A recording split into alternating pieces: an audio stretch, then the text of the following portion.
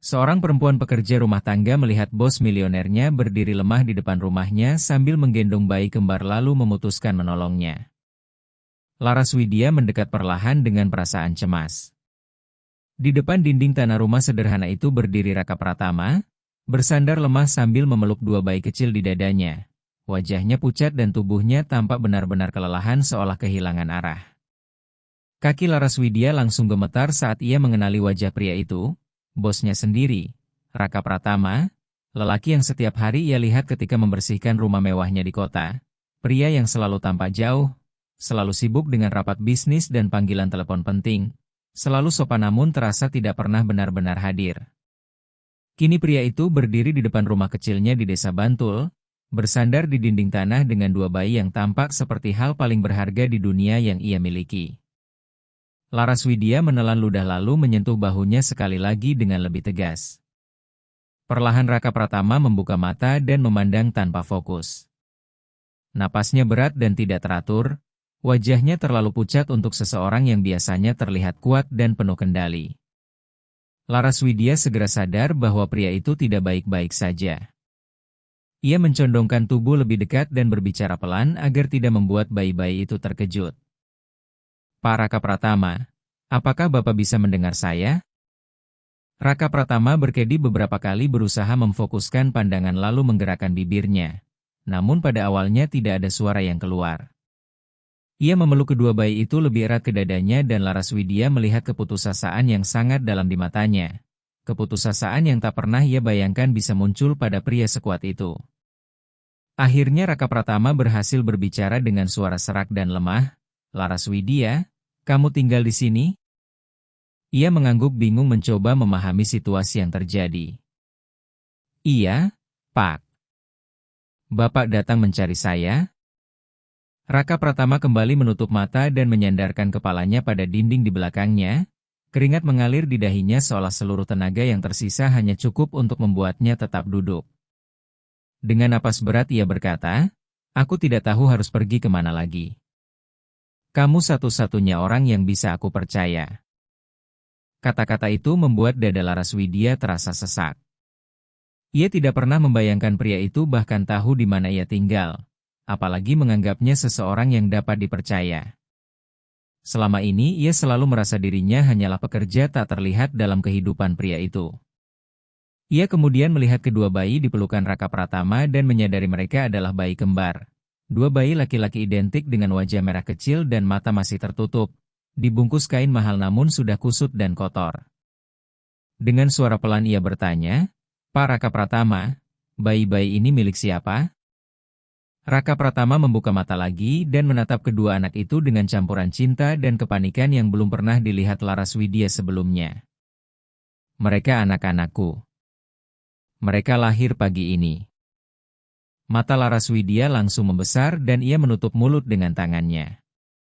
Ia tahu Raka Pratama menikah dengan Maya Santoso, seorang wanita elegan dan dingin yang hanya sesekali datang ke rumah besar itu dengan pakaian mahal dan senyum yang terasa palsu. Dengan bingung ia bertanya, apakah Ibu Maya Santoso yang melahirkan mereka? Kalau begitu kenapa Bapak ada di sini? Di mana beliau? Raka Pratama menggeleng perlahan, rahangnya menegang. Ia butuh beberapa detik sebelum mampu berbicara lagi dan ketika akhirnya ia bicara, suaranya penuh rasa sakit.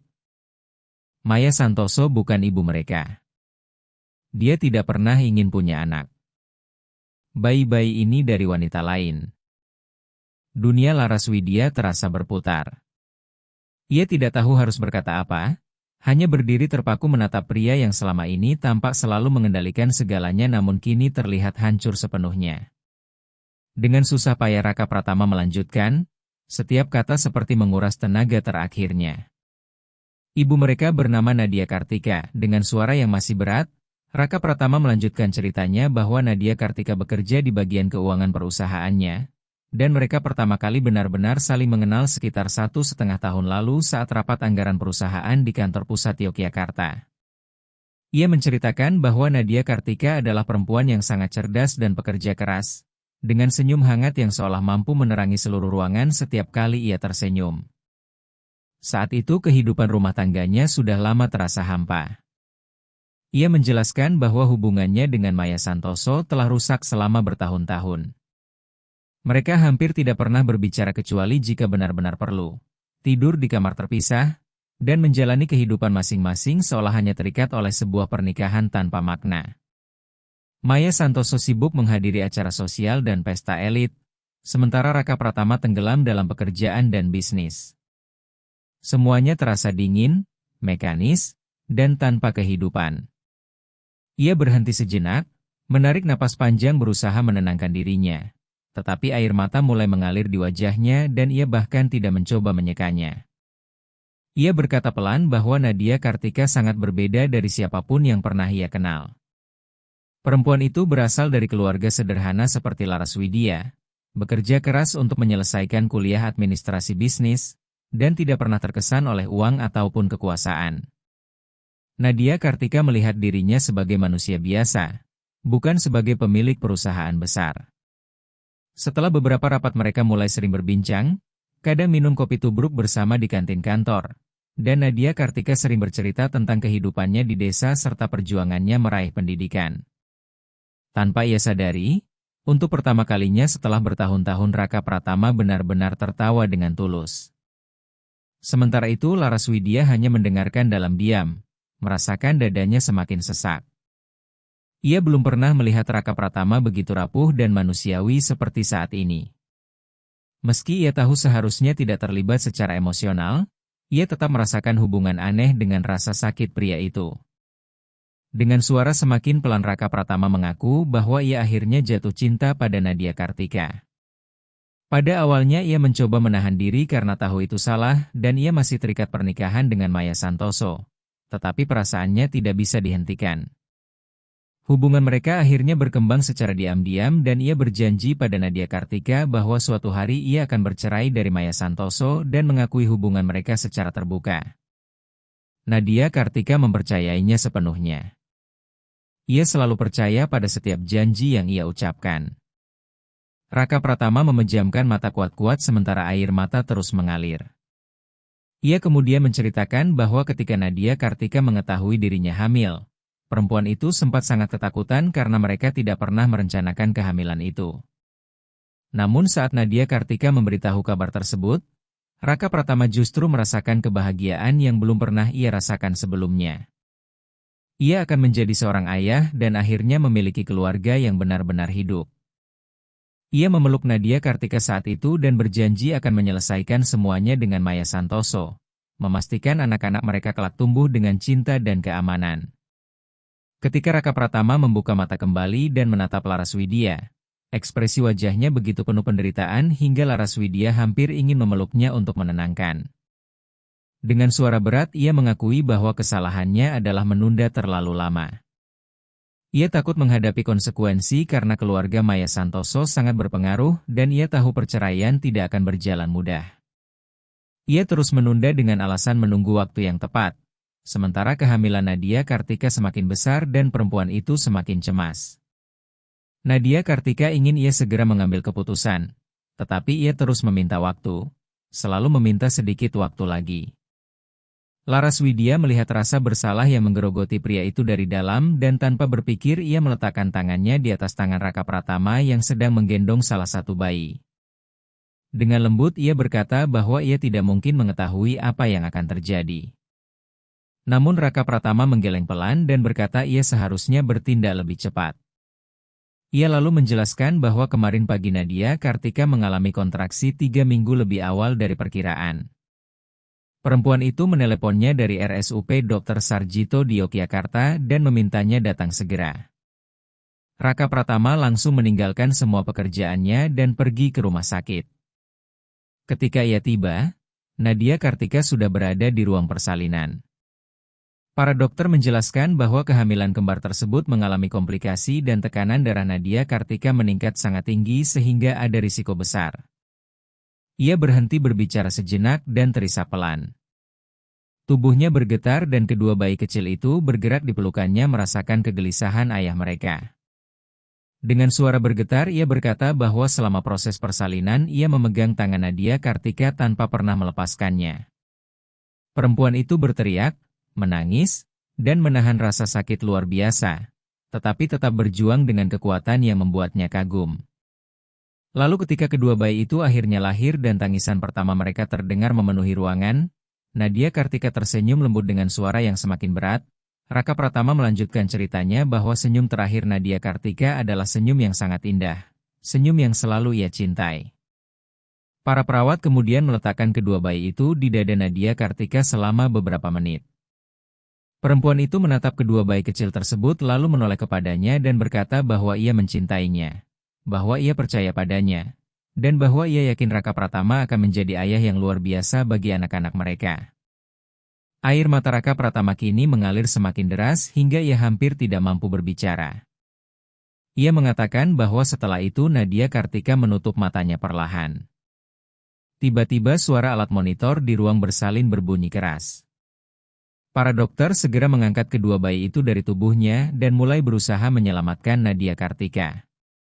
Raka Pratama berkata ia hanya bisa berdiri terpaku di sana tanpa mampu bergerak sedikit pun, menyaksikan semuanya terjadi di depan matanya. Tim medis mencoba selama 20 menit penuh, melakukan pijat jantung, memberikan kejutan listrik, menyuntikkan obat, melakukan segala prosedur yang mungkin. Namun semuanya sia-sia. Jantung Nadia Kartika berhenti berdetak. Dengan suara bergetar ia berkata bahwa perempuan itu baru berusia 27 tahun, hanya 27 tahun, dan meninggal dunia setelah melahirkan anak-anak yang ia minta darinya. Mendengar itu, air mata Laraswidia juga mulai mengalir di wajahnya. Ia tidak mampu menahan emosinya setelah mendengar kisah yang begitu menyedihkan dan nyata. Dengan lembut ia menggenggam tangan Raka Pratama, mencoba memberikan sedikit kekuatan walau ia tahu tidak ada kata yang benar-benar bisa menghibur luka sebesar itu. Raka Pratama kemudian menyeka wajahnya dengan lengan jasnya dan melanjutkan cerita. Seolah setelah mulai berbicara ia tidak lagi mampu berhenti sebelum semuanya keluar dari hatinya. Ia mengatakan bahwa setelah kejadian itu ia tetap berada di rumah sakit selama beberapa jam untuk merawat kedua bayi tersebut. Para perawat mengajarinya cara menggendong bayi dengan benar, cara memberikan susu menggunakan botol susu bayi, serta cara mengganti popok mereka. Ia masih berada dalam keadaan syok, tetapi berusaha memperhatikan setiap hal dengan sungguh-sungguh karena kedua bayi itu adalah satu-satunya yang tersisa dari Nadia Kartika dan ia tidak boleh mengecewakan mereka juga. Saat ia menatap kedua anak itu dengan penuh kasih sayang, Laraswidia merasakan hatinya melembut. Kemudian Raka Pratama menceritakan bahwa ketika ia meninggalkan rumah sakit, hari sudah menjelang sore.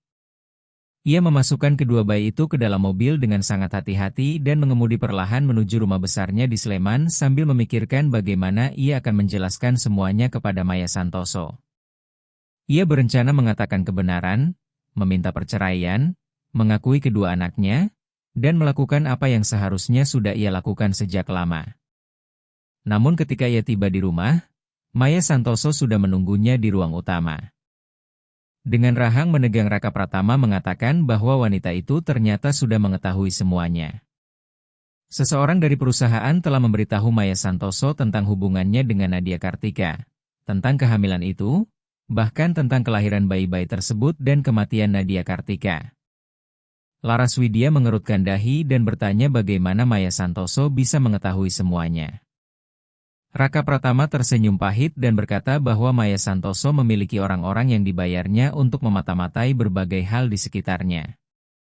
Ketika ia masuk ke ruang tamu sambil menggendong kedua bayi itu, Maya Santoso bahkan tidak memandang mereka. Wanita itu hanya menatap Raka Pratama dengan senyum dingin yang sudah sangat ia kenal lalu mengatakan bahwa ia memiliki dua pilihan. Tubuh Raka Pratama menegang saat mengingat kembali momen itu. Pilihan pertama adalah menyingkirkan kedua bayi tersebut, menyerahkan mereka untuk diadopsi atau diberikan kepada siapapun yang mau merawat mereka, asalkan kedua anak itu menghilang dari hidupnya. Jika ia melakukan itu, Maya Santoso bersedia berpura-pura tidak terjadi apa-apa. Mereka tetap menikah, perusahaan tetap berjalan seperti biasa, dan kehidupan kembali normal. Mendengar itu dada Laraswidia dipenuhi kemarahan. Kemudian dengan mata merah Raka Pratama menjelaskan pilihan kedua. Pilihan kedua adalah ia tetap bersama anak-anaknya tetapi kehilangan segalanya. Maya Santoso akan menggugat cerai dan menggunakan semua koneksi keluarganya untuk menghancurkan reputasinya. Menyebarkan kepada media bahwa ia berselingkuh dengan seorang karyawan, menghamili perempuan itu saat masih menikah, dan menggambarkannya sebagai pria yang tidak bermoral. Jika itu terjadi, para mitra bisnis akan meninggalkannya, para klien akan membatalkan kontrak kerjasama, dan perusahaannya bisa runtuhannya dalam hitungan bulan. LARAS Widya menggeleng tak percaya mendengar semua itu lalu berkata bahwa apa yang dilakukan Maya Santoso adalah pemerasan dan hal seperti itu seharusnya tidak bisa terjadi. Namun Raka Pratama hanya tertawa pahit tanpa sedikit pun humor dan menjawab bahwa wanita itu benar-benar mampu melakukannya jika ia tidak menurut, karena keluarga. Maya Santoso memiliki koneksi kuat di mana-mana. Ada hakim yang menjadi teman dekat keluarganya. Ada pejabat kepolisian, jaksa, bahkan anggota Dewan Kota yang selalu berpihak kepada mereka. Dan jika Maya Santoso benar-benar ingin menghancurkan hidupnya maka hal itu sangat mungkin terjadi. Lalu dengan suara putus asa ia berkata bahwa jika ia kehilangan semuanya maka bagaimana ia bisa menafkahi kedua anaknya dan memberi mereka kehidupan yang layak. Mendengar itu Laras Widya melihat kembali keputusasaan yang sama di mata Raka Pratama dan akhirnya mengerti mengapa pria itu terlihat begitu tersesat ketika ia menemukannya tadi. Dengan hati berdebar ia bertanya berapa lama waktu yang diberikan Maya Santoso untuk mengambil keputusan. Raka Pratama menoleh ke jam tangannya lalu menjawab 2 jam. Namun sekarang sudah lebih dari 12 jam berlalu sehingga kemungkinan besar Maya Santoso sudah sangat marah dan mungkin sedang menyiapkan segala sesuatu untuk menghancurkannya. Kata-kata itu membuat dada Laras Widya terasa sesak oleh rasa panik sehingga ia bertanya mengapa Raka Pratama datang ke rumahnya dan tidak tetap berada di rumah besar di Sleman untuk mencoba bernegosiasi dengan Maya Santoso. Raka Pratama menatap Laras Widya dengan begitu serius hingga membuatnya hampir lupa bernapas lalu dengan tegas ia berkata bahwa ia tidak akan pernah meninggalkan anak-anaknya, tidak demi uang, tidak demi kekuasaan, tidak demi apapun, karena Nadia Kartika meninggal dengan kepercayaan penuh kepadanya. Mempercayakan kedua bayi itu kepadanya dengan keyakinan bahwa ia akan menjadi ayah yang baik dan ia tidak akan mengkhianati kepercayaan itu. Tidak peduli apapun yang dilakukan Maya Santoso atau apapun yang harus ia korbankan, ia tetap akan membesarkan anak-anaknya sendiri. Setelah itu ia kembali memeluk kedua bayi tersebut lebih erat lalu menjelaskan bahwa ia langsung meninggalkan rumah besar itu bersama bayi-bayinya, masuk ke mobilnya dan mengemudi tanpa tujuan menyusuri berbagai jalan di kota Yogyakarta sambil berpikir siapa yang bisa membantunya. Ia sempat memikirkan beberapa teman lama namun hampir semua dari mereka memiliki hubungan bisnis dengan keluarga Maya Santoso. Ia juga sempat berpikir untuk mencari pengacara tetapi Maya Santoso sudah memiliki pengacara terbaik di kota yang bekerja untuknya. Bahkan ia sempat memikirkan untuk pergi ke kota lain namun tanpa uang tunai yang cukup dan tanpa rencana jelas ia sadar bahwa ia tidak akan mampu bertahan bahkan 1 minggu dengan 2 bayi yang baru lahir. Kemudian Raka Pratama menatap rumah kecil di desa Bantul itu sejenak sebelum kembali memandang Laras Widya dan berkata bahwa pada akhirnya ia teringat pada dirinya. Ia teringat bagaimana Laras Widya selalu merawat rumahnya dengan penuh perhatian seolah itu rumahnya sendiri. Ia teringat bagaimana Laras Widya sering tersenyum kepada tanaman di halaman tanpa sadar ketika tidak ada orang yang melihat.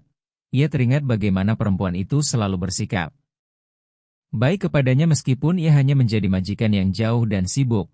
Dan dari semua ingatan itu ia menyadari bahwa Laras Widya adalah orang yang tulus, jujur, dan berhati baik.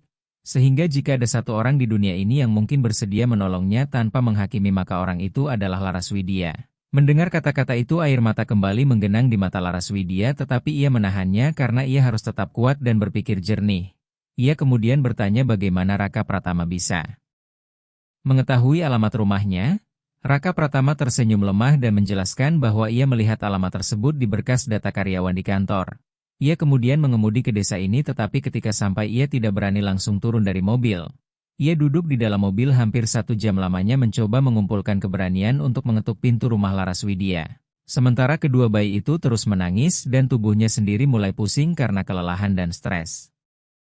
Sampai akhirnya ia keluar dari mobil sambil menggendong mereka dan mencoba berjalan menuju pintu namun kakinya tiba-tiba lemas sehingga ia hanya mampu bersandar di dinding tanah dan itulah hal terakhir yang ia ingat sebelum Laras Widya menemukannya. Kini Laras Widya akhirnya memahami semuanya. Ia mengerti mengapa pria itu tampak begitu pucat dan lemah saat ia menemukannya dan ia juga mulai memahami betapa dalam keputusasaan yang dialami Raka Pratama. Ia kemudian melihat kedua bayi yang kini Tertidur tenang di pelukannya dan merasakan gelombang perasaan melindungi yang belum pernah ia rasakan sebelumnya. Dengan cepat ia berkata bahwa bayi-bayi itu harus segera diberi susu lalu menanyakan kapan terakhir kali mereka minum susu. Raka Pratama menatap kedua anaknya seolah baru menyadari hal itu lalu menjawab bahwa terakhir kali mereka diberi susu sekitar 4 jam yang lalu di rumah sakit. Mendengar itu Laraswidya segera berdiri dan berlari ke arah pintu dapur sambil memanggil dengan suara panik, "Bibi Ratna Suryani, Bibi Ratna Suryani, tolong kesini sebentar." Lalu beberapa detik kemudian Bibi Ratna Suryani muncul dari dapur tempat ia sedang menyiapkan makan siang. Ketika Bibi Ratna Suryani keluar dari dapur, tangannya masih penuh tepung karena sebelumnya sedang menyiapkan adonan pisang goreng. Dan wajahnya langsung menunjukkan kebingungan saat melihat pemandangan di ruang tamu kecil itu. Ia memandang Raka Pratama yang duduk lemah sambil menggendong dua bayi lalu bertanya dengan nada heran, "Apa yang sebenarnya terjadi di sini? Siapa pria ini dan bayi-bayi itu?"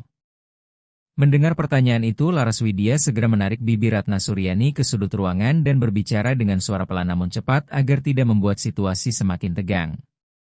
Ia menjelaskan bahwa pria itu adalah majikannya, Raka Pratama, dan saat ini ia sedang menghadapi masalah besar sehingga sangat membutuhkan bantuan mereka. Sementara kedua bayi itu adalah anak-anaknya yang baru lahir dan mereka harus segera diberi susu. Bibi Ratna Suryani kembali memandang Raka Pratama dan kedua bayi itu dengan penuh perhatian.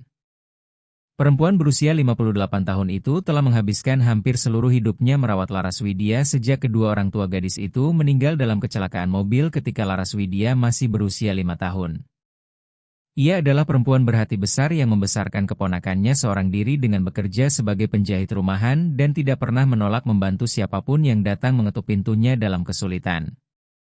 Setelah beberapa detik berpikir, ia akhirnya mengangguk dan berkata bahwa mereka memang masih memiliki susu bubuk bayi karena beberapa hari lalu Ibu Siti Rahmawati sempat meninggalkan satu kota ketika datang berkunjung bersama cucunya.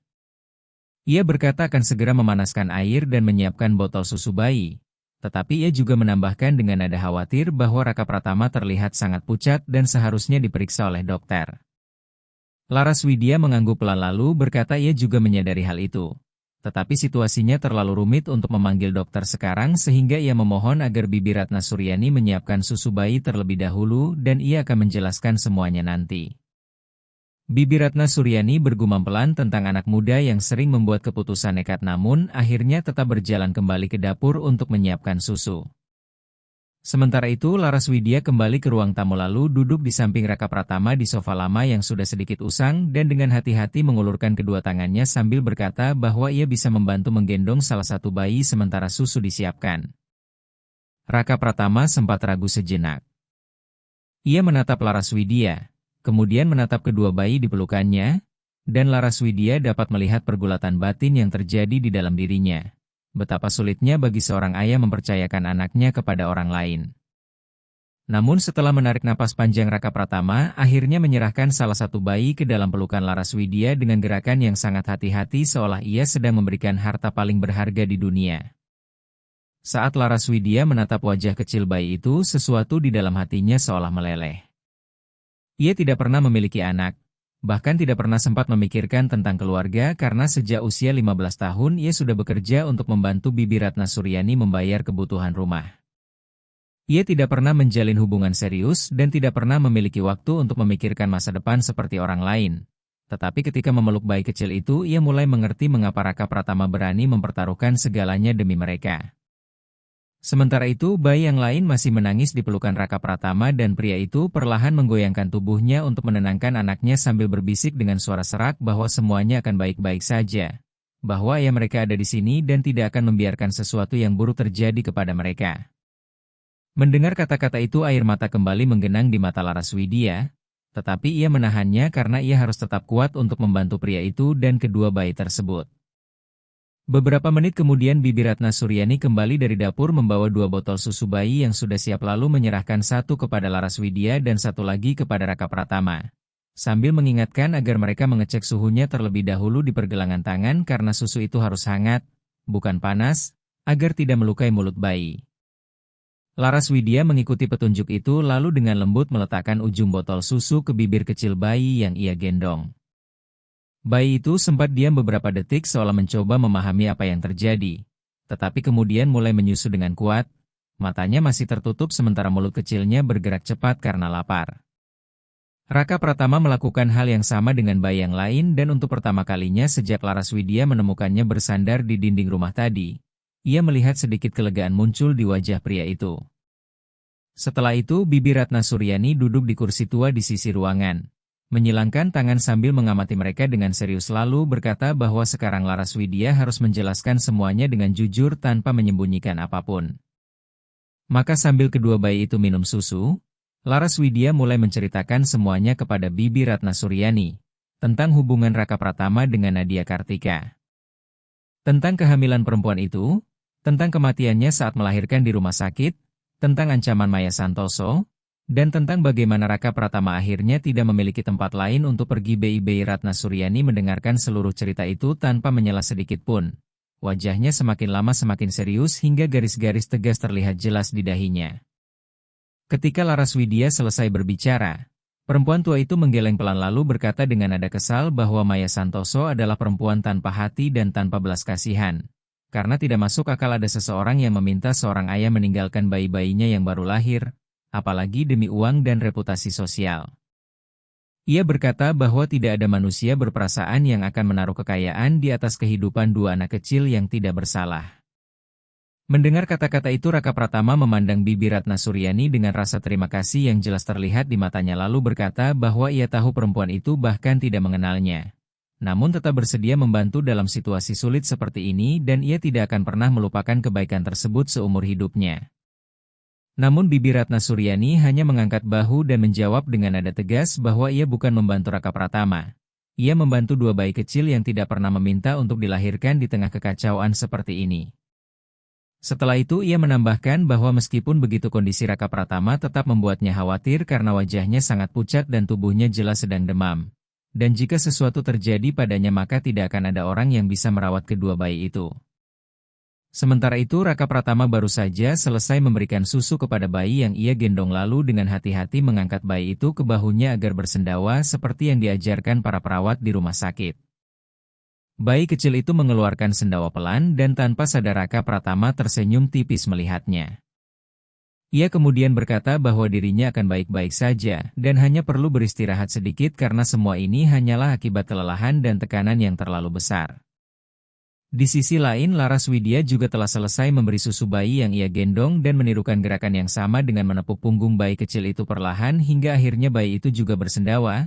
Membuat Laraswidya merasakan kepuasan aneh seolah ia baru saja berhasil melakukan sesuatu yang sangat penting. Setelah itu ia menatap Raka Pratama dengan khawatir lalu bertanya apakah ia tidak bisa kembali ke rumahnya saja. Namun Raka Pratama langsung menggeleng keras dan rahangnya kembali menegang. Wajahnya memperlihatkan campuran kemarahan dan frustrasi saat ia menjelaskan bahwa ia tidak mungkin kembali ke rumah besar itu bersama anak-anaknya, karena Maya Santoso sudah sangat jelas mengatakan bahwa jika ia datang kembali dengan bayi-bayi itu maka ia akan langsung memanggil para pengacara dan memulai proses perceraian. Kemudian menyebarkan cerita ke media bahwa ia berselingkuh dengan seorang karyawan, menghamili perempuan itu saat masih menikah, dan bahkan menuduhnya membiarkan perempuan itu meninggal saat melahirkan. Ia berkata bahwa Maya Santoso akan membangun citra buruk tentang dirinya sehingga tidak ada lagi orang yang ingin bekerja sama dengannya dalam bisnis, perusahaannya akan bangkrut, para karyawan akan kehilangan pekerjaan, dan semua yang ia bangun selama 15 tahun bisa hancur hanya dalam beberapa minggu. Mendengar penjelasan itu Laraswidya mengerutkan kening karena masih sulit mempercayai semuanya lalu berkata bahwa situasi itu jelas merupakan bentuk pemerasan dan seharusnya ada cara hukum untuk melawannya. Tetapi Raka Pratama hanya tertawa pahit tanpa sedikit pun rasa humor lalu menjelaskan bahwa keluarga Maya Santoso memiliki pengaruh sangat besar. Mereka memiliki hubungan dekat dengan beberapa hakim, pejabat kepolisian, jaksa, anggota Dewan Kota, pemilik media, bahkan tokoh televisi terkenal, sehingga jika ia mencoba melawan melalui jalur hukum maka kemungkinan besar ia sudah kalah bahkan sebelum kasusnya dimulai. Ia berkata bahwa Maya Santoso bisa saja menyuap hakim, membeli kesaksian palsu, bahkan menciptakan bukti yang tidak pernah ada jika diperlukan. Dan jika semua itu terjadi, ia bukan hanya akan kehilangan kekayaannya tetapi juga berisiko kehilangan kedua anaknya. Mendengar itu kemarahan mulai tumbuh di dalam hati Laraswidya. Namun ia tetap berkata dengan tegas bahwa Raka Pratama adalah ayah dari bayi-bayi itu dan tidak seorang pun berhak mengambil mereka darinya. Saat itu Bibi Ratna Suryani bangkit dari kursinya lalu berjalan kembali ke dapur dan beberapa menit kemudian kembali membawa kain basah yang dingin lalu menyerahkannya kepada Laraswidya sambil berkata agar kain itu ditempelkan di dahi Raka Pratama karena demamnya tampaknya semakin tinggi. Laraswidya segera mengambil kain tersebut lalu mendekat dengan hati-hati dan menempelkan kain dingin itu ke dahi Raka Pratama. Merasakan panas kulitnya yang benar-benar seperti terbakar. Dengan nada khawatir ia memohon agar mereka memanggil seseorang untuk memeriksa kondisinya. Namun sebelum ia sempat menarik tangannya kembali, Raka Pratama menggenggam tangan Laraswidya dengan kuat lalu menatap matanya begitu dalam hingga membuat napasnya hampir terhenti. Dengan suara rendah ia berkata bahwa ia tidak bisa mengambil risiko apapun sekarang. Karena jika seseorang melihatnya di rumah ini bersama kedua bayi itu maka Maya Santoso pasti akan segera mengetahuinya. Ia menjelaskan bahwa wanita itu memiliki orang-orang di mana-mana, bahkan mungkin di antara dokter, perawat, atau apoteker sekalipun. Ia hanya membutuhkan beberapa jam untuk berpikir dan menemukan jalan keluar dari semua ini. Mendengar itu Laraswidya menoleh kepada Bibi Ratna Suryani seolah meminta bantuan. Dan perempuan tua itu menghela napas panjang sebelum akhirnya menyilangkan tangan di dada dan berkata bahwa baiklah Raka Pratama boleh tetap di rumah itu untuk beristirahat. Tetapi jika demamnya semakin tinggi atau jika ia sampai pingsan maka ia akan langsung memanggil dokter. Budi Santosa dari klinik desa dan kali ini Raka Pratama tidak akan punya pilihan selain diperiksa. Bibi Ratna Suryani menambahkan bahwa Dr. Budi Santosa adalah orang yang sangat menjaga rahasia dan bisa dipercaya, sehingga jika benar-benar terpaksa mereka dapat memanggilnya tanpa takut kabar itu tersebar. Mendengar itu Raka Pratama hanya mengangguk pelan karena ia sudah terlalu lelah untuk berdebat. Ia kemudian bersandar lebih dalam di sofa tua ruang tamu, masih memeluk salah satu bayinya dengan erat seolah-olah seseorang bisa datang kapan saja untuk merebut anak itu darinya. Melihat kondisinya yang hampir tertidur karena kelelahan, Laraswidya dengan hati-hati mengambil bayi yang lain dari pelukannya agar ia tidak menjatuhkannya tanpa sengaja. Lalu duduk di sampingnya sambil memeluk bayi kecil itu. Masih belum tahu apa yang harus ia lakukan selanjutnya karena dalam hidupnya ia belum pernah menghadapi situasi yang begitu rumit.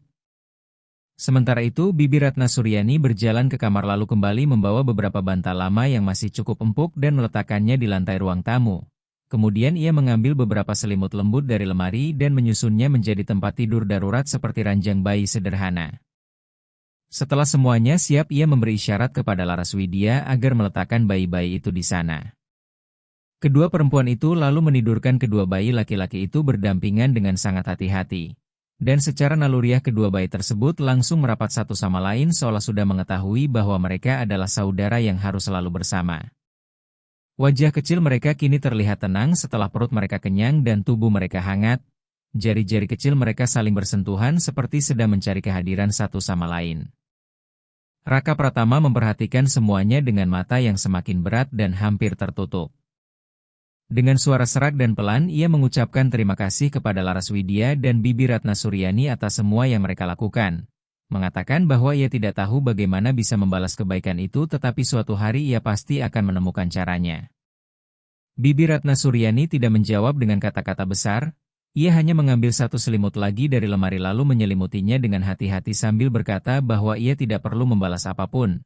Yang ia butuhkan sekarang hanyalah tidur dan beristirahat karena mereka akan menjaga kedua bayi itu dan memastikan semuanya aman. Raka Pratama sempat ingin menolak, namun tubuhnya sudah terlalu lemah untuk melawan rasa lelah. Matanya tertutup dengan sendirinya dan hanya dalam beberapa detik ia tertidur pulas di sofa. Napasnya masih agak berat tetapi jauh lebih tenang dibanding sebelumnya. Laraswidya duduk diam menatap pria itu cukup lama, memandangi sosok yang selama ini selalu tampak jauh dan tak tersentuh dalam kehidupannya namun kini terlihat begitu rapuh dan manusiawi di ruang tamu kecil rumahnya. Di dalam hatinya ia merasakan sesuatu yang berubah perlahan. Sesuatu yang tidak bisa ia jelaskan tetapi ia tahu perubahan itu akan mempengaruhi segalanya. Setelah beberapa saat Bibi Ratna Suryani menyentuh bahu Laraswidya dengan lembut lalu mengajaknya ke dapur. Meninggalkan pintu sedikit terbuka agar mereka masih bisa mendengar jika bayi-bayi itu menangis.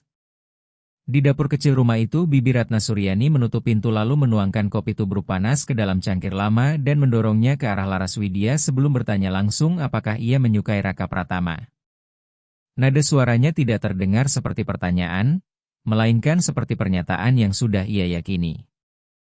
Mendengar itu, wajah Laras Widya langsung memanas dan ia menunduk sambil mengambil cangkir kopi itu lalu berkata bahwa Raka Pratama hanyalah majikannya dan tidak lebih dari itu.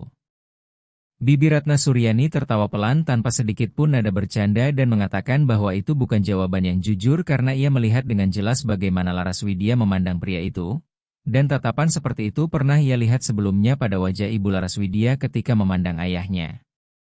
Laras Widya menyesap kopi panas itu perlahan mencoba mengulur waktu. Tetapi ia tahu tidak ada gunanya berbohong kepada perempuan yang telah membesarkannya sejak kecil dan mengenali setiap ekspresi wajahnya. Ia akhirnya berkata bahwa apapun yang ia rasakan tidaklah penting karena Raka Pratama masih menikah. Ia juga orang kaya yang berasal dari dunia yang sangat berbeda dengan kehidupannya. Dan sekarang pria itu sedang menghadapi masa paling sulit dalam hidupnya sehingga hal terakhir yang ia butuhkan adalah masalah baru. Mendengar itu, Bibi Ratna Suryani hanya menggeleng perlahan lalu duduk di kursi di seberang meja kecil dapur dan berkata bahwa dari sekian banyak orang yang dikenal Raka Pratama, dari semua teman kaya dan berpengaruh yang ia miliki, pria itu justru datang ke rumah sederhana ini karena mempercayai Laras Widya, dan menurutnya itu pasti memiliki arti tertentu. Laras Widya tidak menjawab karena ia sendiri tidak tahu harus berkata apa. Ia hanya duduk di dapur kecil itu sambil memegang cangkir kopi hangat, mendengarkan napas berat Raka Pratama dari ruang tamu, mencoba memahami bagaimana hidupnya bisa berubah begitu drastis hanya dalam waktu kurang dari 2 jam. Waktu berlalu perlahan dan matahari mulai tenggelam di cakrawala, mewarnai langit dengan cahaya oranye dan merah. Sementara Laras Widya kembali ke ruang tamu dan menghabiskan sore hari menjaga kedua bayi yang terbangun setiap 2 jam untuk minum susu. Sepanjang malam Laras Widya harus terus bangun setiap kali kedua bayi itu menangis karena lapar atau karena popok mereka perlu diganti. Bibi Ratna Suryani dengan sabar mengajari Laras Widya cara membuat popok darurat dari kain bersih yang dilipat rapi. Lalu menunjukkan langkah demi langkah bagaimana mengganti popok bayi dengan hati-hati agar mereka tetap nyaman. Setiap kali Laras Widya menggendong salah satu dari mereka, dadanya terasa semakin hangat dan sesak sekaligus karena ia tidak pernah menyangka bisa merasa begitu terikat dengan 2 bayi kecil yang baru ia kenal beberapa jam saja. Sementara itu Raka Pratama masih tertidur di sofa ruang tamu, tetapi demamnya belum juga turun. Keringat terus mengalir di dahinya hingga jas biru yang ia kenakan menjadi basah seluruhnya, dan sesekali tubuhnya bergerak gelisah sambil bergumam menyebut nama yang tidak bisa dipahami Laras Widya. Setiap setengah jam Laras Widya membasahi kembali kain dingin lalu menempelkannya ke dahi pria itu untuk menurunkan panas tubuhnya. Setiap kali ia menyentuh wajahnya, napas Raka Pratama menjadi sedikit lebih tenang meskipun ia tetap tidak terbangun. Di dapur Bibi Ratna Suryani memasak semangkuk sayur sop hangat untuk makan malam lalu menaruhnya di atas meja, berjaga-jaga jika Raka Pratama terbangun dalam keadaan lapar. Namun ketika malam benar-benar turun dan langit desa dipenuhi bintang-bintang terang, Raka Pratama masih tertidur lelap dengan napas yang tidak teratur. Laras Widya duduk di lantai di samping tempat tidur darurat yang dibuat dari bantal dan selimut itu sambil memandangi kedua bayi yang kini tertidur saling berdekatan. Ia belum pernah melihat sesuatu yang begitu murni dan polos dalam hidupnya. Salah satu bayi perlahan membuka matanya yang kecil dan menatap Laras Widya seolah mencoba memahami siapa perempuan yang sedang merawatnya itu. Tanpa sadar Laras Widya mengulurkan jari kelingkingnya dan bayi itu langsung menggenggamnya dengan tangan mungilnya dengan kekuatan mengejutkan. Dengan suara lembut Laras Widya berbisik menanyakan apakah bayi kecil itu baik-baik saja dan apakah ia lapar lagi. Bayi itu tentu tidak menjawab apapun, tetapi tetap menggenggam jarinya erat. Seketika mata Laras Widya kembali dipenuhi air mata, dan kali ini ia tidak mencoba menahannya lagi karena ia sudah terlalu lelah berpura-pura tidak terharu. Ia sadar bahwa dirinya telah jatuh cinta kepada kedua bayi itu, meskipun baru beberapa jam mengenal mereka. Ia jatuh cinta pada cara mereka mempercayainya sepenuhnya, pada cara mereka tenang saat berada dalam pelukannya, dan pada cara mereka memandangnya seolah ia adalah orang terpenting di dunia. Ketika ia kemudian menoleh dan melihat Raka Pratama tertidur di sofa dengan wajah pucat dan basah oleh keringat, Ia juga menyadari sesuatu yang membuat dadanya bergetar, bahwa tanpa ia sadari ia juga mulai jatuh cinta kepada pria itu, meskipun ia tahu hal itu hampir mustahil. Meskipun ia tahu kehidupan mereka berasal dari dua dunia yang sangat berbeda dan mungkin tidak akan pernah bisa bersatu. Namun hati manusia tidak pernah meminta izin sebelum merasakan sesuatu dan Laraswidia tidak mampu menghentikannya. Beberapa saat kemudian Bibi Ratna Suryani muncul di pintu ruang tamu membawa selimut tambahan lalu menaruhnya dengan lembut di bahu Laraswidia sambil menyarankan agar ia mencoba tidur sebentar karena ia sendiri bisa berjaga dan akan memanggilnya jika bayi-bayi itu membutuhkan sesuatu. Laraswidia hanya menggeleng pelan tanpa melepaskan pandangannya dari kedua bayi itu dan berkata bahwa ia tidak bisa tidur karena pikirannya terus memikirkan apa yang akan terjadi ketika Raka Pratama bangun nanti. Ia mengatakan bahwa pria itu tidak mungkin tinggal di rumah mereka selamanya. Rumah kecil itu tidak memiliki fasilitas untuk merawat dua bayi yang baru lahir, dan kedua bayi itu juga membutuhkan perawatan medis yang lebih baik daripada yang bisa mereka berikan. Mendengar itu, Bibi Ratna Suryani dengan susah payah menurunkan tubuhnya duduk di lantai di samping Laraswidia. Lututnya tidak lagi sekuat dulu karena usia. Kedua perempuan itu kemudian duduk dalam diam cukup lama, hanya mendengarkan napas lembut bayi-bayi itu dan suara jangkrik yang terdengar dari luar dalam kegelapan malam desa. Setelah beberapa saat Bibi Ratna Suryani akhirnya berbicara dengan suara pelan sambil menatap kedua bayi itu dan mengatakan bahwa menurutnya ada alasan tertentu mengapa Raka Pratama berakhir di depan pintu rumah Laraswidia. Bahwa hal itu bukan sekadar kebetulan atau kecelakaan, melainkan sesuatu yang mungkin sudah ditentukan oleh takdir. Mendengar itu, Laraswidia menoleh dengan mata terbelalak karena ia tidak pernah menyangka akan mendengar kata-kata seperti itu dari bibinya. Ia bahkan berkata bahwa Bibi Ratna Suryani biasanya tidak percaya pada cerita tentang takdir. Namun Bibi Ratna Suryani hanya tersenyum lembut hingga kerutan di wajahnya semakin terlihat lalu mengakui bahwa memang dulu ia tidak percaya pada hal-hal seperti itu. Selama bertahun-tahun ia selalu berpikir bahwa manusia sepenuhnya menentukan hidupnya sendiri dan tidak ada kekuatan lain yang mengatur jalan kehidupan mereka. Bibi Ratna Suryani melanjutkan dengan suara lembut bahwa setelah melihat Laraswidia bersama kedua bayi itu dan melihat cara Raka Pratama memandangnya meskipun tubuhnya lemah karena demam, ia mulai percaya bahwa kadang-kadang sesuatu memang terjadi persis seperti yang seharusnya terjadi, bukan seperti yang manusia rencanakan atau bayangkan. Laraswidia sebenarnya ingin membantah kata-kata itu, tetapi ia terlalu lelah untuk berdebat dan tidak memiliki alasan yang cukup kuat, sehingga ia hanya menyandarkan kepalanya di bahu Bibi Ratna Suryani dan menutup mata sejenak membiarkan rasa lelah menguasai tubuhnya. Tanpa ia sadari ia tertidur sebentar di lantai ruang tamu itu. Ketika akhirnya ia membuka mata lagi, cahaya lembut dari fajar sudah masuk melalui jendela kecil dan membuat seluruh ruangan terlihat berwarna keemasan. Dengan panik Laraswidia segera menoleh ke arah tempat tidur darurat yang dibuat dari bantal dan selimut, tetapi kedua bayi itu masih tertidur dengan hangat dan tenang. Ia kemudian menoleh ke arah sofa tempat Raka Pratama sebelumnya berbaring, namun pria itu tidak ada lagi di sana. Jantung Laraswidia langsung berdetak kencang.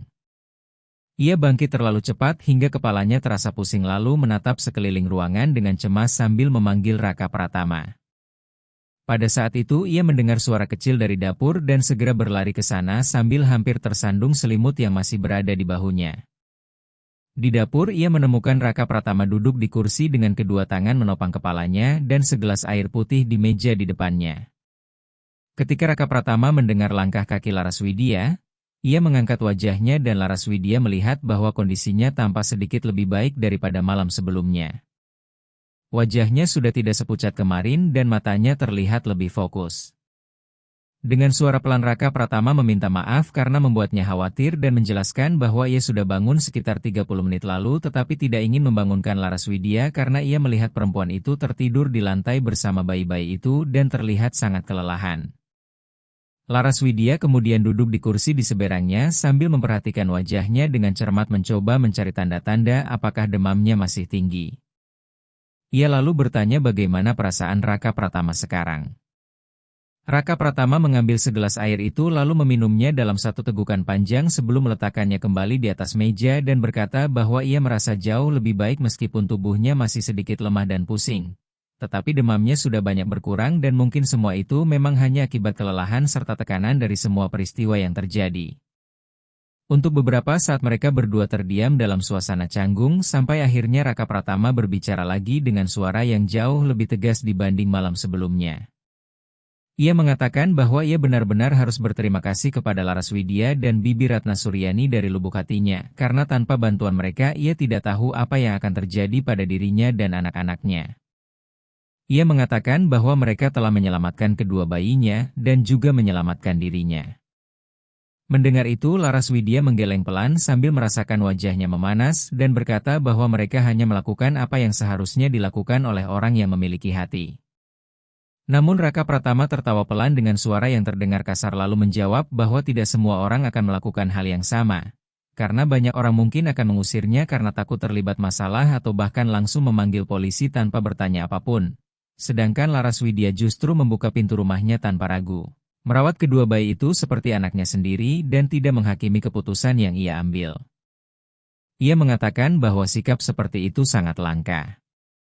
Mendengar pujian itu air mata kembali terasa di mata Laraswidya. Tetapi ia menahannya karena ia harus tetap tenang. Ia lalu bertanya apa yang akan dilakukan Raka Pratama sekarang dan apa rencananya ke depan. Raka Pratama menarik napas panjang lalu menyandarkan kedua sikunya di atas meja sambil menyatukan jari-jarinya. Laraswidya dapat melihat tangannya sedikit gemetar ketika ia mulai menjelaskan bahwa ia telah memikirkan semuanya sepanjang malam. Bahkan ketika ia tidur pikirannya tetap memproses semua kemungkinan. Ia kemudian mengatakan bahwa ia telah membuat keputusan yang akan mengubah seluruh hidupnya. Ia akan menghadapi Maya Santoso, membawa kedua anaknya pergi dari rumah besar di Sleman, dan memulai kehidupan baru di tempat lain jika perlu. Ia menegaskan bahwa apapun yang terjadi ia tidak akan pernah meninggalkan anak-anaknya. Mendengar itu hati Laraswidya terasa tertekan karena ia menyadari bahwa keputusan itu berarti Raka Pratama akan pergi dan semua yang terjadi di rumah kecil ini mungkin akan berakhir begitu saja. Sementara hidupnya sendiri akan kembali seperti semula seolah tidak pernah terjadi apa-apa. Dengan hati yang gelisah ia lalu bertanya bagaimana dengan perusahaan dan semua yang telah dibangun Raka Pratama selama bertahun-tahun. Raka Pratama menatap Laraswidya dengan tatapan penuh keteguhan yang sama sekali tidak terlihat pada dirinya malam sebelumnya ketika ia begitu hancur. Dengan suara tegas ia berkata bahwa semua hal lain tidak ada artinya jika ia tidak bisa bersama anak-anaknya, karena Nadia Kartika telah meninggal dunia saat melahirkan mereka dan meninggalkan kedua bayi itu dalam tanggung jawabnya. Ia mengatakan bahwa Nadia Kartika mempercayainya sepenuhnya dan yakin bahwa ia akan menjadi ayah yang baik, dan ia tidak akan mengecewakan kepercayaan itu. Ia bersumpah bahwa tidak peduli apa yang dilakukan Maya Santoso, tidak peduli ancaman apapun yang dilontarkan wanita itu atau kerugian apapun yang harus ia tanggung, ia akan berjuang demi anak-anaknya sampai akhir. Mendengar kata-kata itu Laraswidya tersenyum meskipun air mata hampir jatuh dari matanya lalu berkata bahwa Raka Pratama memang seorang ayah yang baik dan kedua bayi itu sangat beruntung memiliki ayah seperti dirinya. Setelah itu Raka Pratama mengulurkan tangannya melewati meja dan menggenggam tangan Laraswidya. Sentuhan hangat dan kuat itu membuat jantung Laraswidya berdetak begitu cepat hingga ia hampir merasa tidak bisa bernapas. Dengan suara serius Raka Pratama berkata bahwa ia ingin meminta sesuatu yang sangat besar darinya. Ia mengakui bahwa Laraswidya tidak berutang apapun kepadanya dan sebenarnya sudah melakukan terlalu banyak untuk membantu. Tetapi tetap saja ia harus menanyakan hal itu karena hanya Laraswidya satu-satunya orang yang benar-benar ia percaya. Mendengar itu perut Laraswidya terasa bergejolak dan tenggorokannya tiba-tiba kering. Dengan suara pelan ia bertanya apa yang ingin diminta Raka Pratama. Tanpa melepaskan tangannya, Raka Pratama menatap langsung ke mata Laraswidya dengan intensitas yang membuatnya hampir lupa bernapas lalu berkata agar Laraswidya ikut bersamanya dan membantu membesarkan anak-anaknya serta menjadi bagian dari kehidupan mereka. Mata Laraswidya langsung membesar karena tidak percaya dengan apa yang baru saja ia dengar dan ia bertanya apa maksudnya. Namun Raka Pratama tidak melepaskan tangannya dan segera melanjutkan penjelasannya dengan cepat seolah takut kehilangan keberanian. Ia mengatakan bahwa hari itu juga ia akan meninggalkan rumah besar di Sleman, mengambil beberapa barang miliknya dan barang bayi-bayinya, lalu menyewa sebuah apartemen sederhana di kawasan lain yang jauh dari Maya Santoso. Ia juga akan mencari pengacara yang berani melawan tekanan keluarga Maya Santoso dan segera mengajukan gugatan perceraian. Ia tahu bahwa semua itu akan berubah menjadi perang besar karena Maya Santoso pasti akan berusaha menghancurkannya dengan segala cara. Tetapi ia tidak akan mundur. Setelah berhenti sebentar untuk menarik napas, ia menjelaskan bahwa ia tidak bisa menghadapi semua itu sendirian. Ia bahkan tidak benar-benar tahu bagaimana merawat bayi, tidak tahu apa yang harus dilakukan ketika mereka menangis, tidak tahu bagaimana menyiapkan susu dengan suhu yang tepat, dan ia membutuhkan seseorang yang mengerti cara merawat bayi dengan baik. Ia berkata bahwa orang yang ia butuhkan adalah Laras Widya. Mendengar permintaan itu, kepala Laras Widya terasa berputar mencoba memahami semuanya. Ia berkata bahwa sebenarnya Raka Pratama bisa saja mempekerjakan pengasuh bayi profesional yang berpengalaman, karena dirinya sendiri hanya mengetahui sedikit hal yang diajarkan oleh Bibi Ratna Suryani semalam. Namun Raka Pratama langsung menggeleng dan mengatakan bahwa ia tidak ingin pengasuh yang bekerja hanya demi uang lalu pulang ketika jam kerja selesai. Ia ingin seseorang yang benar-benar peduli kepada anak-anaknya dan memandang mereka dengan kasih sayang seperti yang ia lihat di mata Laras Widya sejak kemarin. Ia ingin seseorang yang bisa ia percaya sepenuhnya. Mendengar itu, akhirnya air mata Laras Widya jatuh karena ia tidak sanggup lagi menahannya. Dengan suara gemetar ia berkata bahwa ia tidak tahu apakah ia mampu melakukan hal sebesar itu karena tanggung jawabnya sangat besar. Dua bayi kecil yang hidupnya bergantung pada perawatan tanpa henti. Mendengar keraguan itu, Raka Pratama berdiri lalu berjalan mengelilingi meja dan berlutut di depan Laras Widya, menggenggam kedua tangannya dengan penuh harap. Ia berkata bahwa ia tahu permintaan ini sangat menakutkan dan terlalu besar, tetapi ia memohon agar Laras Widya setidaknya memberinya kesempatan. Ia hanya meminta beberapa minggu untuk mencoba. Jika Laras Widya merasa tidak mampu atau merasa terlalu berat, ia akan memahami dan mereka akan mencari solusi lain, tetapi ia harus mencoba karena anak-anaknya membutuhkan seseorang seperti Laras Widya. Melihat pria yang biasanya begitu kuat dan kaya kini berlutut di hadapannya memohon bantuan membuat Laras Widya merasa seolah dunia tiba-tiba terbalik. Ia menoleh ke arah pintu ruang tamu tempat kedua bayi masih tertidur dengan tenang lalu teringat bagaimana perasaannya ketika pertama kali menggendong mereka. Bagaimana hatinya dipenuhi rasa sayang terhadap dua makhluk kecil yang baru ia kenal. Setelah menarik napas panjang, ia menyeka air mata di wajahnya dan berkata bahwa sebelum menjawab ia harus berbicara terlebih dahulu dengan Bibi Ratna Suryani. Laras Widya menjelaskan dengan suara pelan kepada Raka Pratama bahwa ia harus berbicara terlebih dahulu dengan Bibi Ratna Suryani karena perempuan itulah yang telah merawatnya sepanjang hidupnya dan ia tidak mungkin pergi begitu saja tanpa menjelaskan apapun. Mendengar itu, Raka Pratama mengangguk setuju lalu berdiri sambil mengatakan bahwa ia akan menunggu. Laras Widya kemudian berjalan menuju kamar kecil tempat Bibi Ratna Suryani sedang beristirahat. Ia mengetuk pintu perlahan lalu masuk ketika terdengar jawaban mengantuk dari dalam. Dengan suara lembut ia berkata bahwa ia perlu membicarakan sesuatu yang sangat penting. Bibi Ratna Suryani segera duduk di tempat tidur lalu menyalakan lampu kecil di meja samping tempat tidur dan bertanya dengan khawatir apakah sesuatu terjadi pada bayi-bayi itu. Laras Widya duduk di tepi tempat tidur lalu menceritakan semua yang baru saja dikatakan oleh Raka Pratama, tentang permintaan pria itu agar ia ikut bersamanya dan membantu merawat kedua bayi laki-lakinya. Ia juga mengakui bahwa di dalam hatinya ia merasa takut tetapi pada saat yang sama ada bagian dari dirinya yang ingin menerima permintaan itu. Bibi Ratna Suryani mendengarkan semuanya tanpa menyela. Dan ketika Laras Widya selesai berbicara perempuan tua itu menggenggam tangan keponakannya dengan lembut lalu bertanya apa yang sebenarnya dikatakan oleh hatinya. Air mata kembali jatuh dari mata Laras Widya ketika ia menjawab bahwa hatinya ingin pergi bersama Raka Pratama. Tetapi pikirannya mengatakan bahwa keputusan itu mungkin gila karena ia hampir tidak mengenal pria itu dengan baik. Ia juga takut bahwa suatu hari nanti Raka Pratama akan menyesal atau bahwa setelah semua masalahnya selesai ia akan menyadari bahwa ia tidak lagi membutuhkan Laras Widya. Mendengar itu, Bibi Ratna Suryani tersenyum dengan kebijaksanaan seseorang yang telah menjalani banyak pengalaman hidup lalu berkata bahwa mungkin saja semuanya justru akan berjalan baik. Ia bertanya kepada Laras Widya bagaimana jika kesempatan itu adalah sesuatu yang sebenarnya selalu dibutuhkan oleh Laras Widya tanpa pernah ia sadari.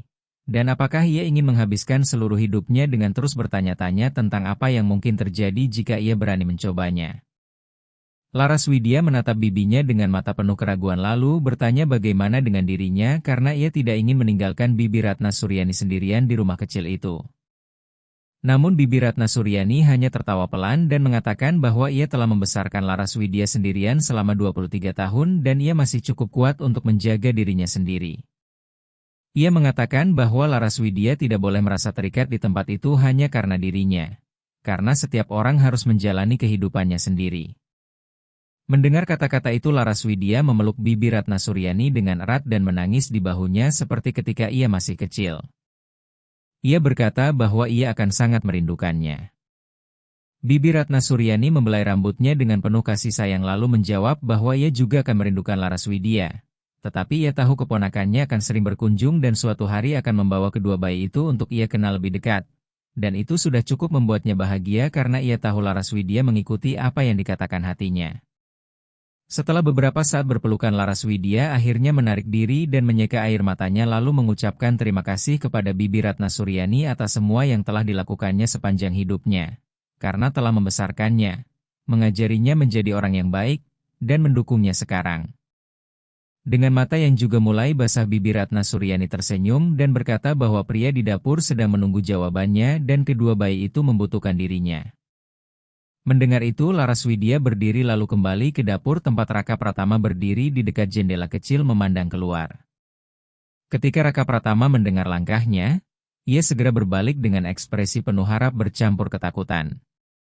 Laras Widya menarik napas panjang untuk mengumpulkan keberanian lalu berkata bahwa ia menerima permintaan itu dan bersedia pergi bersama Raka Pratama untuk membantu merawat anak-anaknya. Mendengar jawaban itu Raka Pratama menutup mata sejenak lalu menghembuskan napas panjang yang sejak tadi ia tahan. Dan ketika ia membuka mata lagi terlihat jelas bahwa matanya bersinar penuh rasa syukur. Ia mengucapkan terima kasih berulang kali dan berjanji bahwa Laras Widya tidak akan menyesali keputusan tersebut. Namun Laras Widya menggeleng pelan lalu mengatakan bahwa ia memiliki beberapa syarat. Syarat pertama adalah ia tidak ingin diperlakukan sebagai pekerja rumah tangga, melainkan sebagai seseorang yang membantu orang lain. Syarat kedua adalah jika suatu hari ia merasa bahwa semuanya tidak berjalan baik atau bahwa bayi-bayi itu membutuhkan seseorang yang lebih mampu, maka ia akan pergi tanpa menyimpan kebencian apapun. Laras Widya kemudian menambahkan syarat ketiga dengan suara tegas bahwa Raka Pratama harus berjanji akan selalu menempatkan kesejahteraan anak-anaknya di atas segalanya, apapun yang terjadi di masa depan. Raka Pratama langsung mengangguk menyetujui setiap kata yang diucapkan Laras Widya dan berkata bahwa ia menerima semua syarat itu. Setelah itu ia menambahkan satu hal lagi sambil tersenyum kecil, meminta Laras Widya berhenti memanggilnya dengan sebutan formal karena mereka akan tinggal bersama dan membesarkan anak-anak itu bersama, sehingga tidak masuk akal jika mereka masih menjaga jarak seperti majikan dan pekerja. Mendengar itu Laras Widya tersenyum untuk pertama kalinya sejak pagi itu dan menyebut namanya dengan canggung namun hangat, Raka Pratama. Merasa aneh di lidahnya setelah begitu lama memanggilnya secara formal tetapi pada saat yang sama terasa benar seolah memang seharusnya seperti itu sejak awal. Mereka kemudian kembali ke ruang tamu dan menemukan kedua bayi itu sudah terbangun dengan mata kecil yang penuh rasa ingin tahu menatap langit-langit rumah. Laras Widya menggendong salah satu bayi sementara Raka Pratama mengangkat bayi yang lain. Dan mereka berdiri berdampingan menggoyangkan kedua bayi itu perlahan ketika cahaya matahari pagi memenuhi ruangan. Dengan suara pelan Raka Pratama berkata bahwa mereka harus segera memberi nama kepada kedua bayi itu karena Nadia Kartika pernah mengatakan ia ingin Raka Pratama yang memilih nama mereka tetapi sampai sekarang ia belum bisa memutuskan. Laras Widya memandang bayi di pelukannya lalu mengusulkan dua nama. Raffi Pradana dan Arka Pradana, nama yang terdengar kuat namun hangat. Raka Pratama mengulangi nama-nama itu pelan lalu tersenyum dan berkata bahwa ia menyukainya dan yakin Nadia Kartika juga akan menyukainya. Ia kemudian memandang bayi di tangannya dan berkata bahwa ia akan menjadi Raffi Pradana dan saudaranya akan menjadi Arka Pradana. Dua anak yang akan tumbuh mengetahui bahwa mereka dicintai sepenuh hati. Mendengar itu hati Laras Widya terasa hangat dan ia menatap bayi di pelukannya sambil berbisik memperkenalkan dirinya dan berjanji akan menjaga kedua saudara itu. Sepanjang pagi mereka sibuk mempersiapkan segala sesuatu. Bibi Ratna Suryani mengumpulkan beberapa pakaian lama milik Laras Widya yang masih bersih dan melipatnya rapi ke dalam tas kecil. Sementara Raka Pratama menggunakan telepon rumah untuk menghubungi pengacaranya dan mengatur pertemuan penting pada sore hari. Ia juga menelepon bank untuk memindahkan sejumlah uang ke rekening pribadinya karena ia tahu Maya Santoso kemungkinan akan mencoba memblokir semua akses keuangan begitu mengetahui ia telah meninggalkan rumah. Setelah semuanya siap dan mobil pribadi Raka Pratama telah diisi dengan barang-barang yang mereka bawa, tibalah saat perpisahan. Di depan rumah sederhana itu Laras Widya memeluk Bibi Ratna Suryani erat dan keduanya menangis tanpa mencoba menyembunyikan perasaan mereka. Dengan wajah serius Bibi Ratna Suryani memandang Raka Pratama dan berkata agar ia menjaga Laras Widya dengan baik karena gadis itu adalah satu-satunya keluarga yang ia miliki. Raka Pratama mengangguk penuh hormat dan berjanji bahwa ia akan menjaga Laras Widya seperti keluarganya sendiri. Setelah itu mereka masuk ke mobil dengan kedua bayi ditempatkan dengan aman di kursi belakang menggunakan selimut sebagai penyangga. Saat mobil mulai berjalan perlahan di jalan desa Bantul, Laras Widya menoleh melalui jendela melihat Bibi Ratna Suryani masih berdiri di depan rumah melambaikan tangan sampai rumah itu akhirnya menghilang di tikungan jalan.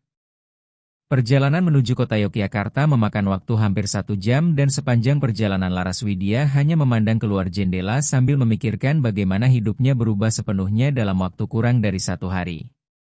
Kemarin pagi ia hanyalah seorang perempuan sederhana yang bekerja membersihkan rumah orang lain dan menjalani kehidupan yang tenang dan dapat diprediksi. Tetapi sekarang ia duduk di dalam mobil bersama seorang pria kaya dan 2 bayi yang baru lahir menuju masa depan yang sama sekali tidak pasti. Ketika akhirnya mobil berhenti di depan sebuah gedung apartemen yang rapi di pusat kota Yogyakarta, Raka Pratama menoleh kepada Laras Widya dan berkata agar ia menunggu di mobil bersama bayi-bayi itu karena ia akan naik sebentar ke apartemen milik saudara perempuannya untuk meminta bantuan. Menjelaskan bahwa hanya Adinda Prameswari satu-satunya anggota keluarganya yang tidak pernah menyukai Maya Santoso. Setelah beberapa menit menunggu di dalam mobil, Raka Pratama akhirnya kembali sekitar 15 menit kemudian bersama seorang wanita tinggi berambut hitam yang diikat menjadi ekor kuda rapi. Wanita itu menatap ke dalam mobil dan langsung membelalakan mata ketika melihat kedua bayi di kursi belakang. Dengan suara terkejut ia berkata bahwa ia tidak percaya Raka Pratama benar-benar telah memiliki anak. Raka Pratama mengangguk pelan dan memperkenalkan kedua bayi itu sebagai Raffi Pradana dan Arka Pradana. Lalu memperkenalkan Laras Widya sebagai orang yang akan membantunya merawat mereka. Wanita itu kemudian tersenyum hangat kepada Laras Widya dan memperkenalkan dirinya sebagai Adinda Prameswari. Meminta maaf karena perkenalan mereka terjadi dalam situasi yang begitu kacau. Laras Widya membalas senyuman itu dan berkata bahwa ia sudah cukup terbiasa menghadapi situasi yang tidak biasa sejak kemarin. Adinda Prameswari tertawa kecil lalu menoleh kepada Raka Pratama dan mengatakan bahwa Maya Santoso sedang sangat marah karena semalam ia meneleponnya menanyakan keberadaan Raka Pratama. Mengatakan bahwa ia menghilang bersama 2 bayi dan bahkan mengancam akan melibatkan polisi. Mendengar itu Raka Pratama mengencangkan rahangnya lalu menjawab bahwa ia tidak peduli karena kedua bayi itu adalah anaknya sendiri dan semua dokumen kelahiran mereka lengkap sehingga tidak ada yang bisa dilakukan Maya Santoso secara hukum. Adinda Prameswari kemudian menyilangkan tangan dan bertanya apa yang dibutuhkan Raka Pratama darinya. Dengan napas dalam Raka Pratama menjelaskan bahwa ia membutuhkan bantuan untuk menemukan apartemen sederhana yang bisa disewa secepat mungkin di kawasan kota Yogyakarta yang aman dari pengaruh Maya Santoso dan juga meminta agar Adinda Prameswari tidak memberitahu siapapun tentang keberadaannya. Adinda Prameswari langsung setuju dan mengatakan bahwa ia mengenal seorang agen properti yang bisa dipercaya dan akan segera menghubunginya. Sementara itu mereka bisa tinggal sementara di apartemennya di kawasan Seturan. Mereka kemudian naik ke apartemen kecil milik Adinda Prameswari yang sederhana namun nyaman. Di sana Adinda Prameswari menyiapkan kopi tubruk dan membantu Laras Widya memberi susu kepada Raffi Pradana dan Arka Pradana. Sementara Raka Pratama sibuk menelepon berbagai orang untuk mengatur semuanya. Ia kembali menghubungi pengacaranya untuk memastikan pertemuan dalam 3 jam ke depan, kemudian menelepon akuntannya untuk meminta laporan lengkap semua keuangan pribadinya. Dan setelah itu menghubungi sekretaris perusahaannya untuk memberitahu bahwa ia akan tidak masuk kerja selama beberapa hari karena urusan pribadi. Setelah semua itu selesai Adinda Prameswari duduk di sofa di samping Laras Widya sambil menepuk punggung Raffi Pradana agar bayi itu bersendawa. Ia lalu bertanya dengan serius apakah Laras Widya benar-benar memahami situasi yang sedang ia masuki. Laraswidya menatapnya bingung dan bertanya maksudnya. Adinda Prameswari menghela napas lalu menjelaskan bahwa Maya Santoso tidak akan menyerah dengan mudah dan hampir pasti akan membuat hidup Raka Pratama sangat sulit, yang berarti kehidupan Laraswidya juga akan ikut terkena dampaknya. Ia bertanya apakah Laraswidya benar-benar yakin ingin menjadi bagian dari semua itu. Laraswidya menunduk memandang kedua bayi kecil itu lalu menoleh ke arah balkon tempat Raka Pratama sedang berbicara di telepon dan berkata dengan jujur bahwa ia tidak yakin tentang masa depan apapun. Tetapi ia tahu kedua bayi itu membutuhkan seseorang yang merawat mereka dan ia tidak sanggup pergi begitu saja seolah tidak pernah mengenal mereka. Mendengar jawaban itu, Adinda Prameswari tersenyum dan berkata bahwa Raka Pratama beruntung telah menemukan seseorang seperti Laraswidya. Waktu berlalu cepat dan tidak lama kemudian Raka Pratama harus pergi untuk menghadiri pertemuan dengan pengacaranya. Sebelum keluar, ia menatap Laraswidya dan mengatakan agar ia tetap di apartemen bersama Adinda Prameswari dan kedua bayi itu sampai ia kembali. Laraswidya mengangguk dan meyakinkannya bahwa mereka akan menjaga Raffi Pradana dan Arka Pradana dengan baik.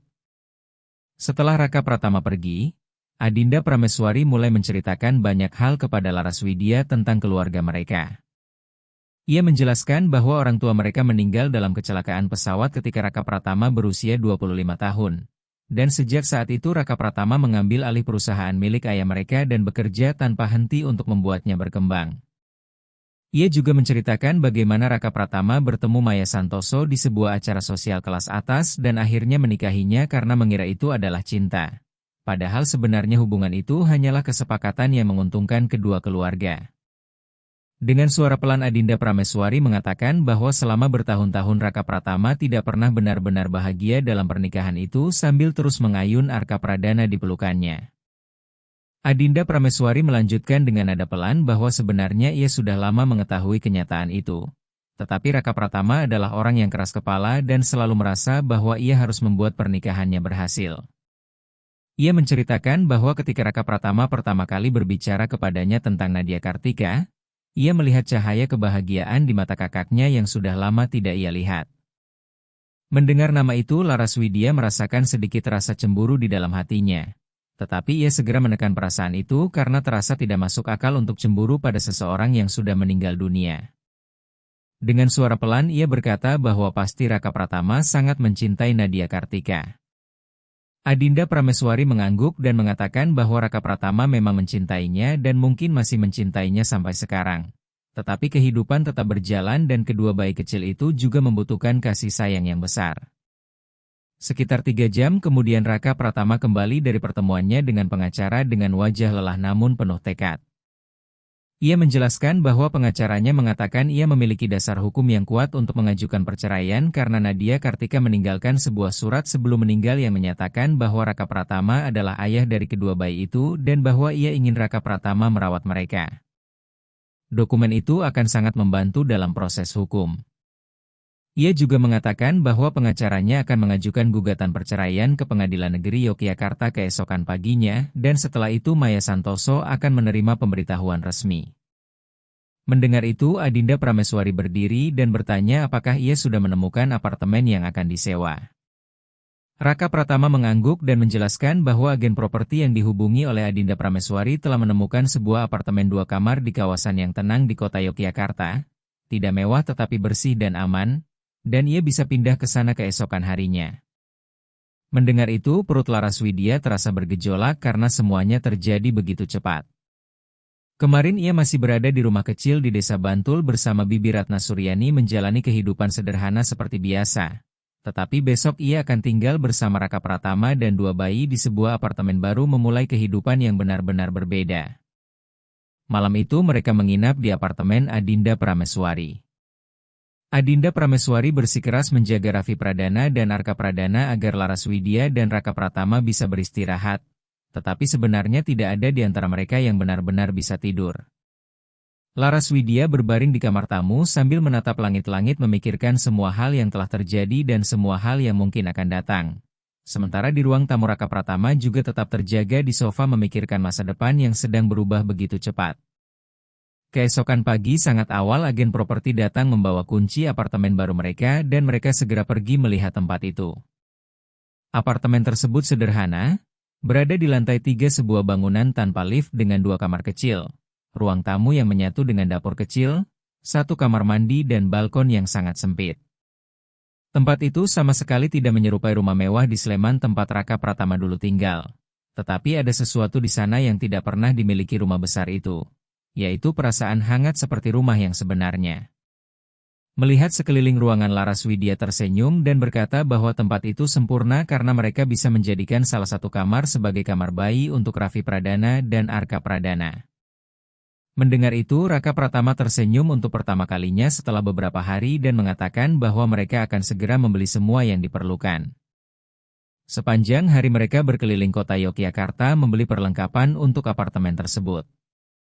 Raka Pratama menggunakan kartu pribadinya yang masih aktif dan membeli 2 ranjang bayi putih yang indah, sebuah lemari kecil, pakaian bayi berbagai ukuran, popok bayi untuk persediaan sebulan, botol susu, dot bayi, boneka lembut dan semua kebutuhan yang mungkin diperlukan oleh Raffi Pradana dan Arka Pradana.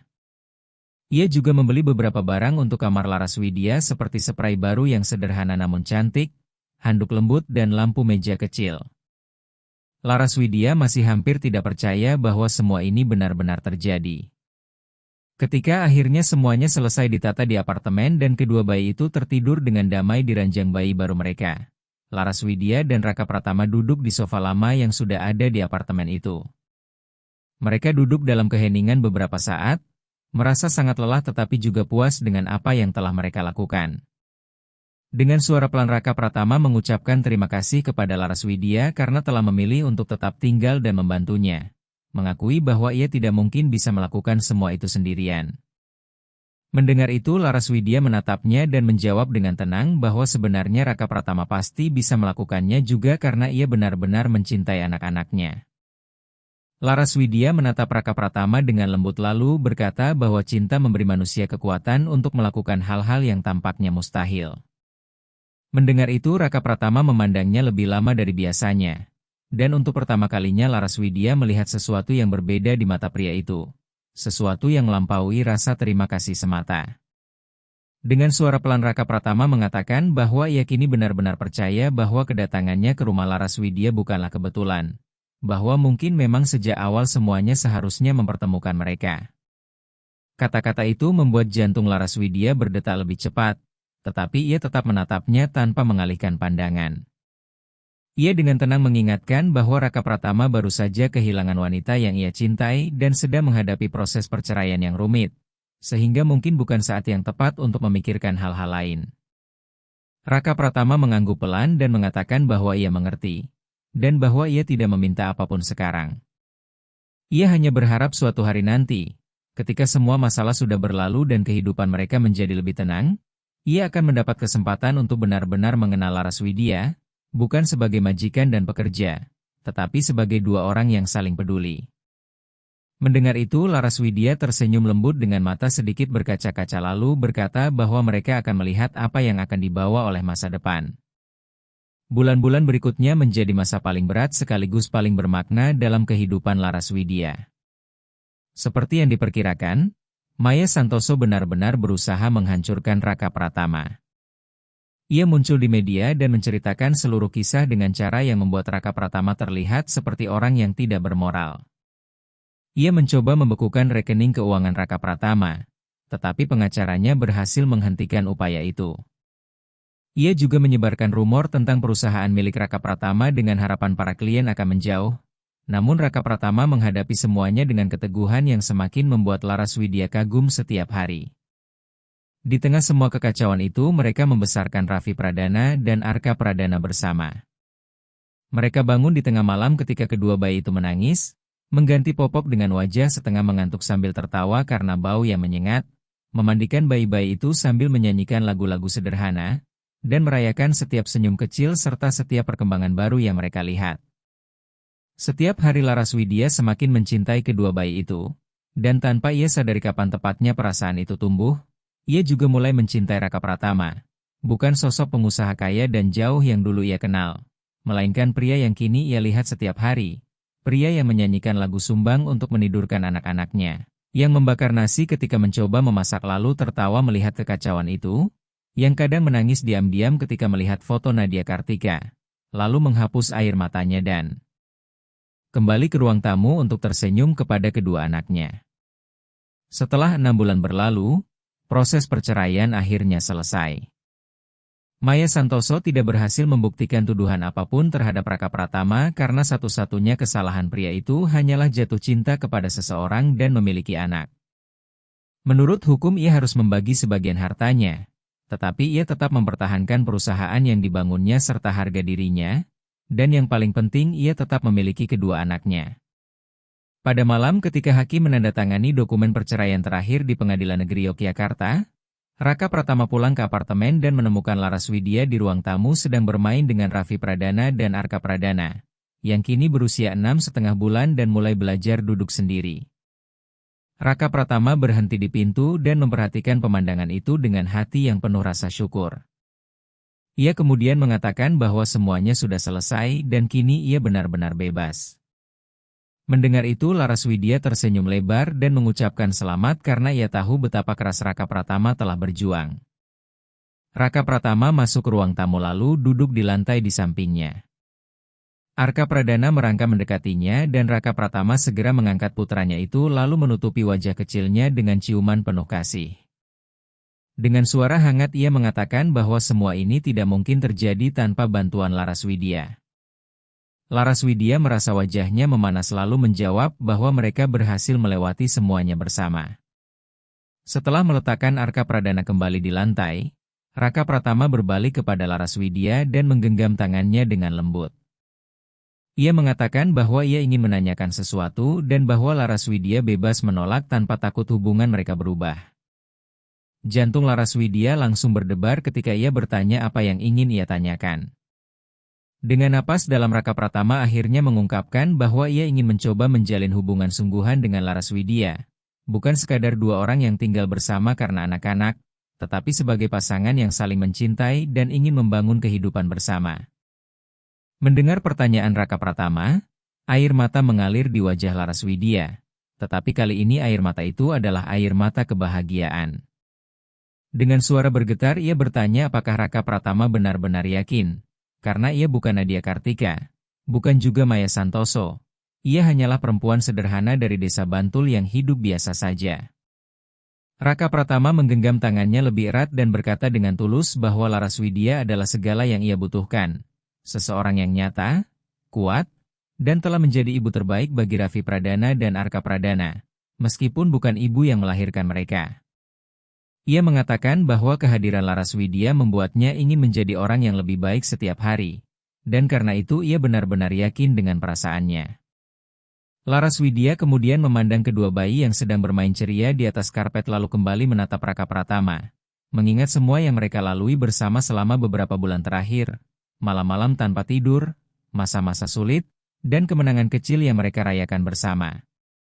Ia sadar bahwa jawabannya sebenarnya sudah ada sejak hari pertama ketika ia menemukan Raka Pratama berdiri lemah di depan rumahnya di desa Bantul sambil menggendong dua bayi kecil dan tampak begitu kehilangan arah. Dengan napas pelan Laras Widya akhirnya berkata bahwa ia ingin mencoba membangun hubungan bersama Raka Pratama. Mendengar itu Raka Pratama tersenyum dengan senyum hangat yang kini begitu dikenal oleh Laras Widya. Lalu perlahan mendekatkan dirinya memberi waktu jika Laras Widya ingin menjauh. Namun Laras Widya tidak mundur sedikit pun. Ia justru mendekat dan ketika bibir mereka bertemu, rasanya seperti semua bagian kehidupan mereka akhirnya menemukan tempat yang tepat. Raffi Pradana dan Arka Pradana tertawa kecil sambil bertepuk tangan seolah mereka juga merasakan bahwa momen itu istimewa. Kedua orang dewasa itu kemudian tertawa bersama dan Raka Pratama memeluk Laras Widya sementara kedua bayi merangkak mendekat ingin ikut berada dalam pelukan itu. Dengan suara lembut di telinganya Raka Pratama berkata bahwa mereka akan menjadi keluarga yang sesungguhnya. 4 orang yang akan selalu bersama. Laras Widya menyandarkan kepalanya di bahu Raka Pratama dan menutup mata merasakan kedamaian yang belum pernah ia rasakan sebelumnya. Ia teringat kata-kata Bibi Ratna Suryani bahwa kadang-kadang hidup membawa seseorang ke tempat yang tepat pada waktu yang tepat. Kedatangan Raka Pratama di depan rumahnya bukanlah kebetulan, melainkan jalan kehidupan yang mempertemukan dua orang yang tampaknya berasal dari dunia berbeda tetapi ternyata saling melengkapi. 2 tahun kemudian Laraswidya berdiri di balkon apartemen kecil di kota Yogyakarta yang kini terasa seperti rumah sejati, penuh dengan foto keluarga dan kenangan indah. Dari sana ia melihat Raka Pratama bermain dengan Raffi Pradana dan Arka Pradana di taman kecil di bawah gedung. Kedua anak itu kini berusia 2,5 tahun dan berlari ke sana kemari sambil tertawa keras sementara Raka Pratama berusaha mengejar mereka. Laraswidya meletakkan tangan di perutnya yang mulai membesar dan tersenyum karena beberapa bulan lagi keluarga mereka akan bertambah 1 anggota baru. Raka Pratama melihat ke atas dan menemukan Laraswidya di balkon lalu melambaikan tangan sambil memanggilnya untuk turun bergabung. Laraswidya tertawa kecil lalu mengambil tasnya dan turun perlahan melalui tangga karena dokter menyarankan agar ia tidak terlalu memaksakan diri. Ketika ia tiba di taman kecil itu, Raffi Pradana berlari ke arahnya sambil memanggilnya dengan gembira. Laraswidya membungkuk dengan hati-hati dan memeluknya erat. Sementara Arka Pradana juga datang berlari ingin ikut dipeluk. Raka Pratama kemudian mendekat dan mencium kening Laraswidya sambil menanyakan bagaimana perasaannya. Laraswidya tersenyum dan menjawab bahwa ia tidak pernah merasa sebahagia ini sepanjang hidupnya. Melihat keluarga yang mereka bangun bersama, anak-anak yang ia cintai seperti anak kandungnya sendiri, dan pria yang ia pilih untuk dicintai setiap hari, Laraswidya tahu bahwa semua kesulitan, semua air mata, dan semua ketakutan di masa lalu akhirnya membawa dirinya ke tempat yang tepat. Sebuah taman sederhana di kota Yogyakarta di mana ia akhirnya menemukan rumah dan kebahagiaan sejatinya.